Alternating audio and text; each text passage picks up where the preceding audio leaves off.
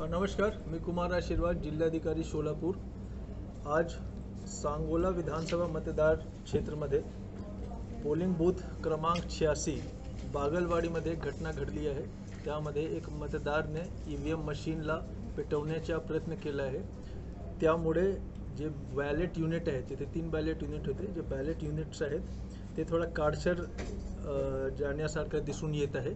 थोडा ते ब्लॅक झालेले आहेत, पण बॅलेट युनिट पण इंटॅक्ट आहे, कंट्रोल युनिट पण इंटॅक्ट आहे आणि व्हीव्हीपॅट मशीनसुद्धा इंटॅक्ट आहे। पोल प्रोसेसवर कुठल्याही प्रकारचा यावर प्रादुर्भाव पडला नाही। बॅलेट युनिट पण इंटॅक्ट होता, तरीसुद्धा कोणाला कुठल्याही प्रकारचे संशय नाही झाला पाहिजे, त्यासाठी आम्ही पूर्ण ईव्हीएम मशीन रिप्लेस केलं आहे।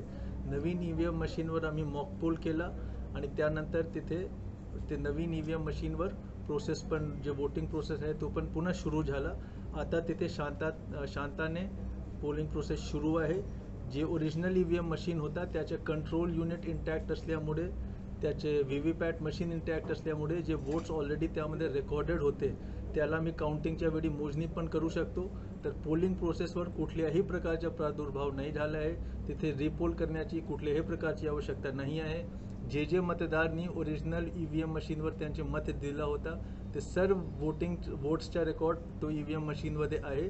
कुठल्याही प्रकारचा प्रॉब्लेम नाही झाला आहे। होण्याचा प्रयत्न केला होता, त्याला पोलिसांनी ताब्यात घेतला आहे आणि त्याच्यावर कायदेशीर कारवाई पण होईल। बस, म्हणून कोणीही कुठल्याही प्रकारच्या अफवावर विश्वास करू नका। आणि तिथे पुन्हा मी सांगतो, पोलिंग प्रोसेस एकदम शांतने पुन्हा सुरू झालेला आहे। धन्यवाद।